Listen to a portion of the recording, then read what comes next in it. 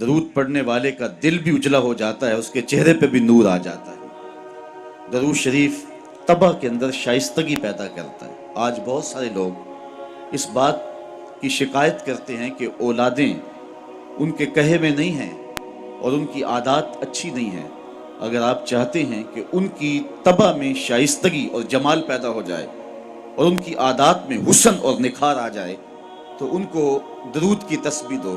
نتیجہ کیا ہوگا کہ ان کی عادتیں خود بخود سنورنا شروع ہو جائیں گی اور آپ چند دنوں کے اندر دیکھیں گے اور ایک اچھے اور پاکیزہ انسان کی صورت میں نشو و نما پا رہے ہیں۔ درود شریف انسان کی صلاحیتوں کو جلا بخشتا ہے، انسان کو ذکاوت، ذہانت اور اس کو فہم و ادراک کی دولتوں سے مالا مال کرتا ہے۔ درود شریف کی یہ تاثیر بھی ہے کہ اس سے زبان میں اثر اور رس آ جاتا ہے۔ کسی نے اقبال سے پوچھا تھا کہ تیرے شعروں میں یہ شہد کہاں سے آ گیا؟ جو سخنور ہیں وہ جانتے ہیں کہ غالب کو اقبال سے بڑا شاعر سمجھا گیا ہے، جو حسن اور جو معاملہ بندی تغزل میں اور تراکیب کے استعمال میں جو حسن وہاں پایا جاتا ہے وہ اسی کا جو ہے وہ خاصہ ہے، لیکن جو عزت، جو تکریم اور جو شان اقبال کا مقسوم ہوئی وہ غالب کا مقدر نہ ہو سکی۔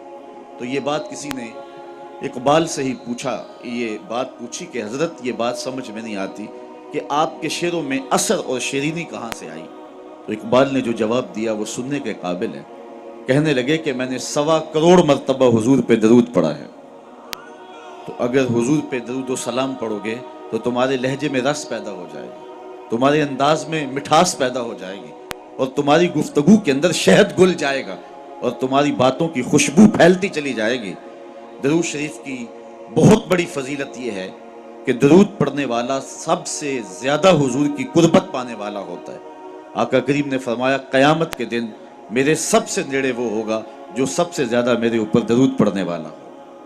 اور اس دور موجود کے اندر درود ہی تو شناخت ہے اہل حق کی، یہی تو شناخت اور پہچان ہے اہل حق کی۔ امام سخاوی نے القول البدیع کے اندر لکھا کہ حضرت امام زین العابدین رضی اللہ تعالی عنہ سے کسی نے سوال کیا، حضرت جب کثرت سے ترک اور فرق ہو جائیں گے تو زمانے میں اہل حق کو پہچاننے کا راستہ کیا ہوگا؟ جب ہر شخص اپنی طرف کھینچ رہا ہو اور قرآن و حدیث سے دلائل فراہم کر رہا ہو، ایک عام آدمی تو سمجھ نہیں پاتا کہ حق پہ کون ہے اور باطل پہ کون ہے۔ ہر شخص تو قرآن کی بولی بول رہا ہے، ہر لفظ کی، ہر شخص کی زبان پر تو حدیث رسول کا وظیفہ ہے، اور 72-73 لوگ ایک آدمی کو کھینچ رہے ہیں۔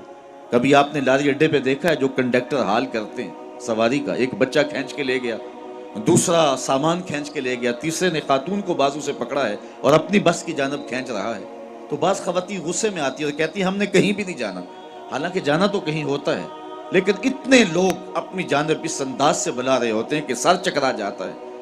اس طرح لوگ اپنی اپنی جانب دعوت دے رہے ہیں، آواز دے رہے ہیں، بلا رہے ہیں، مختلف ڈھنگ اور مختلف طریقے۔ اس نے مہربانی کی امام زین العابدین سے پوچھا، حضرت جب فرق اور ترک مختلف ہو جائیں گے تو حق کو پہچاننا کس طرح سے ہوگا؟ تو حضرت امام زین العابدین نے جو جواب دیا وہ بڑا خوبصورت تھا اور واضح لفظوں میں صریح جواب تھا۔ فرمانے لگے جو اہل السنہ ہوں گے وہ حق کی راہوں کے مسافر ہوں گے۔ سائل نے دوسرا سوال پوچھا، اگر بہت سارے لوگ اسی عنوان کے ساتھ موجود ہوں، اسی ٹائٹل کے ساتھ ہوں، تو ان میں سے پھر اصلی سنی کو پہچاننے کا طریقہ کیا ہے؟ تو سنو امام زین العابدین نے جواب کیا ملا، جواب کیا دیا، آپ کے سینے میں ٹھنڈ پڑ جائے گی اور یہاں آپ آئے ہیں تو آپ کو اپنے پہ ناز ہوگا۔ حضرت امام زین العابدین فرمانے لگے من علامات اہل سنہ کثرت الصلاۃ علی رسول اللہ صلی اللہ علیہ وسلم، اہل سنت کی علامتوں میں سے ایک نشانی یہ ہے کہ وہ کثرت کے ساتھ حضور پہ درود پڑھنے والے ہوں۔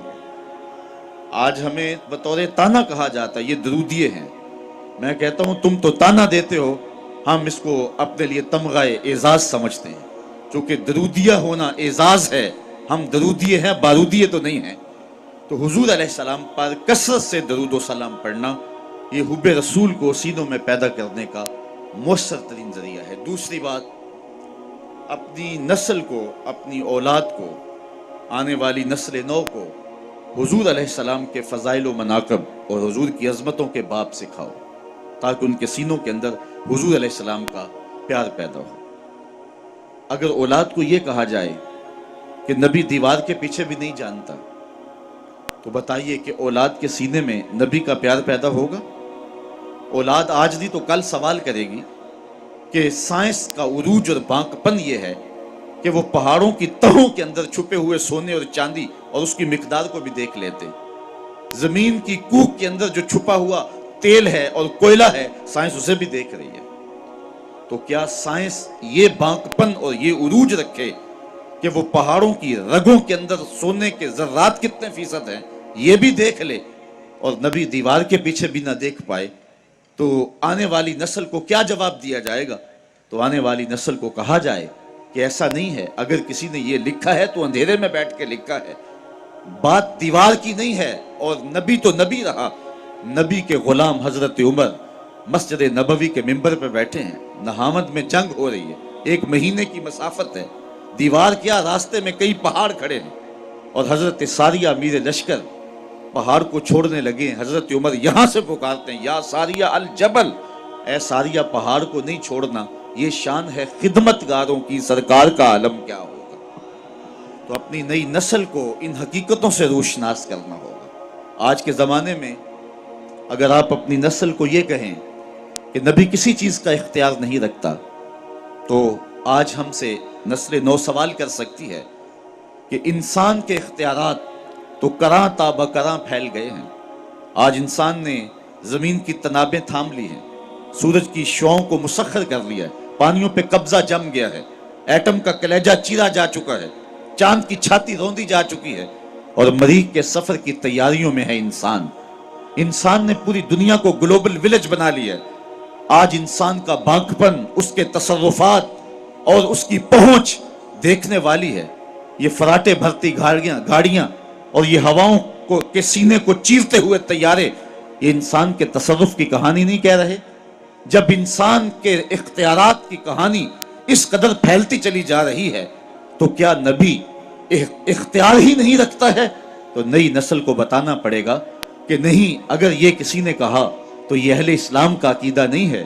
نبی کے اختیار کی کہانی تو یہ ہے کہ نبی انگلی اٹھائے چاند کے ٹکڑے ہو جائیں، سورج پلٹ کے اثر کے وقت پہ آ جائے، وہ سڑیاں کھجوراں اگا جان دائے، وہ پتھراں نو کلمے پڑھا جان دائے، قطرے کو سمندر ذرے کو ستارہ کرتے ہیں، کونین کو خم آ جاتا ہے جب زلف سنوارا کرتے۔ اپنی نسل نو کو بتانا پڑے گا کہ حضور کو جو اللہ نے اختیارات دیے ہیں، اور جو مناقب اور جو فضائل اور جو رفعتیں حضور کو نصیب ہوئی ہیں، وہ کسی اور کا مقسوم کبھی نہیں رہا، اور نہ کسی اور کو وہ مقام نصیب ہو سکتا ہے جو مصطفیٰ جان رحمت کو عطا فرما دیا گیا۔ آج جدید ٹیکنالوجی جو آپ کے کوبرا ہیلی کاپٹر کو بھی دستیاب ہے کہ آپ فائر داغ چکے ہیں، آپ میزائل داغ چکے ہیں، پھر آپ کا پروگرام بدل گیا تو آپ بٹن دباتے ہیں تو اس کا ہدف تبدیل کر سکتے ہیں، اس کا رخ موڑ سکتے ہیں، اس کو راستے میں توڑنا چاہے تو توڑ سکتے ہیں۔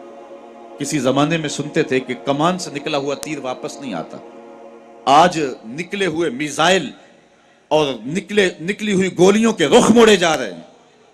آقا کریم علیہ الصلوۃ والسلام حضرت انسان کے اس اختیار کو جانتے تھے۔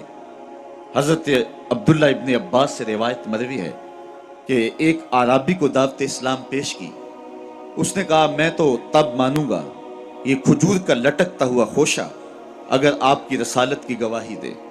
تو حضور نے فرمایا کہ اگر یہ گواہی دے تو تم مان جاؤ گے؟ اس نے کہا انکار کی گنجائش نہیں رہے گی۔ تو آقا کریم علیہ السلام نے اشارہ کیا، وہ گچھا ٹوٹ کے حضور کے قدموں میں آ گیا، رسالت مصطفیٰ کی گواہی دی، اب انکار کی کوئی گنجائش نہیں تھی، اس کے لبوں پہ کلمہ جاری ہو گیا۔ اب وہ ٹوٹی ہوئی کھجوریں جو معجزے سے حضور نے جدا کی تھی، ان کو بانٹا بھی جا سکتا تھا۔ صحابہ ساری زندگی فخر کرتے کہ ہم نے معجزے سے توڑی ہوئی کھجوریں کھائی ہیں، اس صحابی کو مرحمت کر دی جاتی، ایمان کی خوشی میں بانٹ سکتے ہو۔ لیکن آقا جانتے تھے قرب قیامت میں میزائلوں کے رخ بدلے جائیں گے، کمانوں سے نکلے ہوئے تیر جو ہیں وہ واپس کیے جائیں گے، آقا کریم اس گچھے سے مخاطب ہو کے فرمانے لگے تجھے جس کام کے لیے بلایا وہ کام ہو گیا، اب واپس جا کے شاخ سے جڑ بھی جا۔ صرف توڑنا نہیں جانتے، جوڑنا بھی جانتے ہیں۔ تو یہ نبی علیہ السلام کے اختیارات کی کہانی ہے، اور مصطفیٰ کی عظمتوں کو اپنی نئی نسل کے سامنے رکھنا پڑے گا، حضور کے فضائل ان کے سامنے رکھنے پڑیں گے، حضور کے مراتب ان کو بیان کرنے پڑیں گے، تاکہ ان کے سینے کے اندر حضور علیہ السلام کا پیار اور حضور علیہ السلام کا احترام پیدا ہو۔ نسل نو کو حضور کی دہلیز پہ لانا ہوگا، اور انہیں آقا کریم علیہ السلام کے قصیدے سنانے پڑیں گے، حضور علیہ السلام پہ درود کی ترغیب دیں گے، ساتھ حضور کے کمالات کا بھی ذکر کریں گے کہ بیٹے حضور پہ درود پڑھ رہے ہو تو مت سمجھو کہ حضور سن نہیں رہے، تیرے درود کو مصطفیٰ جان رحمت مدینے میں بیٹھ کے سن رہے ہیں، وہ تو درختوں کی بولیاں سنتے ہیں۔ حضرت یعلا بن مرہ رضی اللہ تعالیٰ عنہ فرماتے ہیں کہ ایک غزوے سے ہم واپس آ رہے تھے کہ راستے میں